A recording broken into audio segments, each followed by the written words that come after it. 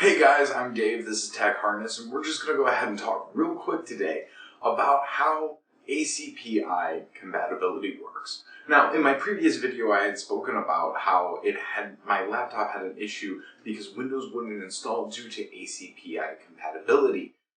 Once I did an update to the BIOS, I was able to find that my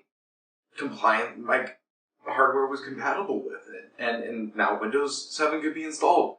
Minus a whole lot of problems with drivers.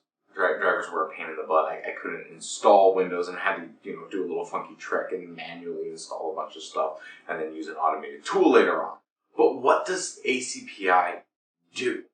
Well, ACPI was a collaborative effort between Intel, Microsoft, HP, Toshiba, and I'm sure a few more. I don't entirely know the full history, and I'm not claiming to fully understand how ACPI works, but this is my basic knowledge that I can provide to you. So ACPI provides us with a lot of cool features that we take for granted these days. One of them is plug and play. Being able to plug in a USB drive and access the information wouldn't be possible without the advancements that had actually happened of ACPI. It's allowing the operating system, the kernel, and the BIOS to be able to communicate with each other in a way that allows for I/O and internal components to have power management done on demand based off of the needs of the operating system. So when you plug in that USB drive, now it's able to actually go, okay, it's powered, here's the information, this is how we're working with it, here, and this is the drivers that I need, I can access this hardware. Down to, okay, my CD drive hasn't been used in the past hour, let's go ahead and shut that off, so this way I'm not consuming power. It was designed so that this way we could actually have power management and not be consuming as much in an effort to try and be conservative and conserve the use of power and effect that we had on our environment.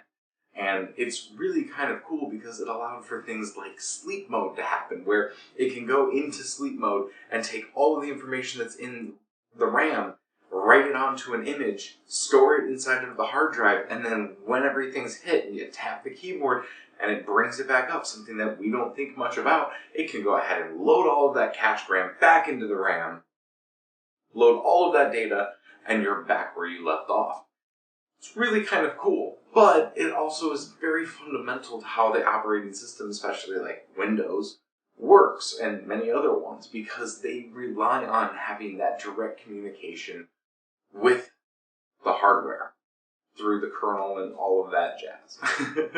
So it's, when it's not working, if you wanted to know why that didn't work and there was a problem there, well, because it didn't have actual access to power management of the chipsets that it needed to have access to.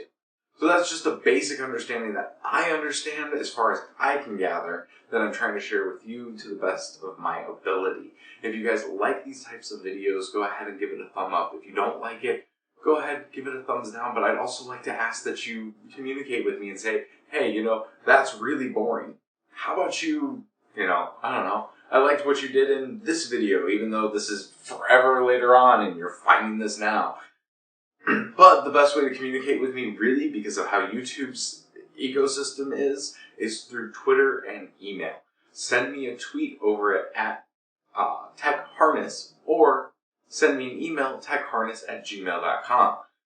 And then down in the description, just like last time, is going to be the mouse that I really want. Made me disappointed. So, you guys, thank you very much for watching, and I hope to, bring you more stuff. I'm going to just stop talking now. Thanks, guys. Peace out.